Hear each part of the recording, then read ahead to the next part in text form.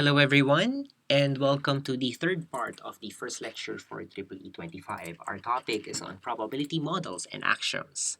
So, previously, we started talking about probability models, focusing on one of its component, which is the sample space.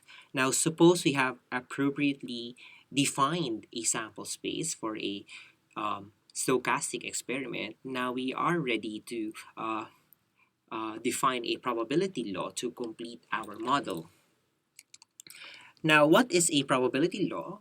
Well, basically, a probability law specifies the likelihood of any outcome or a set of outcomes that is included in the sample space. Now, let me inject a new term here. So let's say we define the term event as a subset of the sample space. So it contains a certain set of outcomes that is included in the sample space. Then the probability law is in charge of assigning a probability value to an event. And for example, we consider an event A, then the probability value assigned to that event is denoted as P, followed by the event A enclosed in parentheses. Now, the probability values assigned follows a certain set of axioms. And for this lecture, there are only three actions that you need to uh, consider. The first one is on non-negativity, which basically states that the probability of any event A is either greater than zero or positive, or it's equal to zero. So that's the statement on, or the axiom of non-negativity. The second one talks about additivity. And basically, it states that if you have two disjoint events, A and B, and you take the probability of the union of these two events, then that is just equivalent to getting the sum of the probability of the individual events, or getting the probability of A and then add it to the probability of event B. The last action to complete the list is on normalization.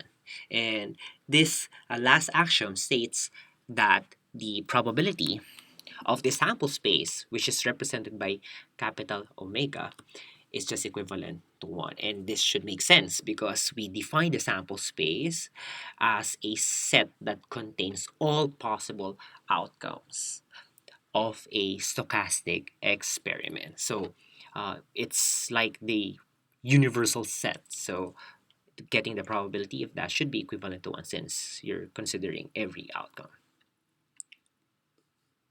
Now you may notice that we're only defining three, or including three statements in the probability, in the set of probability axioms. Um, you might be thinking there should be more, but actually, we can show that those other statements about, or facts about probability, can be derived from these three. To illustrate, let's consider this statement wherein we have an event B. We take the probability of that, and we should get a value that is less than or equal to 1. Now, this, if you have a prior course on probability, this seems correct, but how are we going to prove it using the three axioms that we have listed before? So, we start our proof by considering the event B and its complement, uh, denoted by B superscript C. Now, a complement, recall, is defined as a set that whose elements are not in this event right here. So, meaning that B and B superscript C are disjoint. If you take the intersection of those two events, what you'll get is an empty set. Also, the event B and its complement actually form a partition of the universal set. So, aside from uh, having an empty set for their intersection, the union of B and its complement would actually result to the universal set. Now, if you take the probability of both sets, then what you'll get is this statement right here. And recall the third axiom. The probability of the sample space, omega, capital Omega, is actually equivalent to 1. And since these two statements are equal, then the probability of the union of B, event B, and its complement is also equivalent to 1. Now, I'm going to use another action right here, and I'm going to transform this statement into this statement right here, and I'm invoking the second axiom on additivity, since B and its complement B superscript C are disjoint events. So I can write this union, probability of union, as the sum of these probabilities, and that is also equivalent to 1. Now we are interested in setting the bounds for the probability of event B. So I have to isolate that from the rest of the terms in the equation, yielding this form right here. Now, the first axiom on non-negativity states that the probability of the event B must be greater than or equal to 0. And it also states that this probability value right here, this is still an event. So it should be greater than or equal to zero. And it sets some constraints on what values might P of B, the probability of event B, might take. And that is actually sufficient or proof enough that the probability of B must be less than or equal to 1. So here I have demonstrated that you actually don't need to include this in the set of axioms because we can derive it from the first three that we have listed before. As another example, let's can we prove that if we have two events A and B, and then the event A contains is a subset, a proper subset of event B, meaning all the outcomes of A are also in B. Can we show that the probability of event A is less than or equal to probability of B? So to be able to prove this, let's first consider the following Venn diagram. So recall, a Venn diagram is used to visualize sets and operations done on sets. And so we start with a rectangle labeled with the capital Omega to signify that this represents our sample space.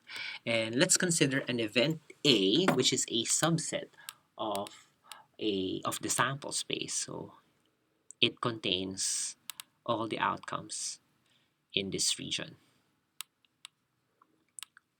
Now let's define another event B, and it should satisfy this given statement. So if A is a subset of B, then B would look something like this. So it encompasses the area of the sample space covered by A and some other space here as well. Now, looking at this Venn diagram right here, we can find an expression, we can relate the two statements, the two sets B and A. And this is that equation. So set the event B is actually equivalent to A and its union with the intersection of B and the complement of A. Now, let's try to dissect this statement right here. The complement of A would include this region right here, and the intersection of this region where my cursor is circling with the event B is just this pure yellow region right here. Now, if we get the union of this region and the region covered by A, then what we'll get is the event B right here. Okay, so that's good. Now, let's say we get the probability of both sides of the equation. So we get something like this. And I invoke the second axiom on additivity since A and the result of this intersection right here are disjoint events. So I can write this statement right here as follows. So I have now a sum of probabilities on the right hand side of the equation. And notice if I invoke the first axiom or non-negativity, this probability statement right here should be greater than or equal to 0. Now, if that is equal to 0, then probability of the event B will be equivalent to the probability of event A. If this is not equal to 0, should be greater than 0, then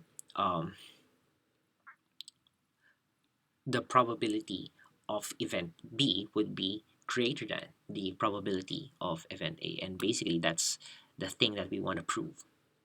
So here we have shown that if this condition is satisfied, A is a subset of B, then we have just shown that the probability of A is less than or equal to the probability of B. Now, as an exercise, I want you to prove the following using the three actions on additivity, non-negativity, and normalization. So I want you to show that the probability of an empty set is equivalent to 0, and the probability of A union B is equivalent to this statement right here. Now note that for this second item, we are not making any assumptions on the relationship of A and B, of events A and B. So they may be disjoint, they may not be disjoint. We don't know that. So you only have this statement to work with. Okay, and that ends this leg of the first lecture.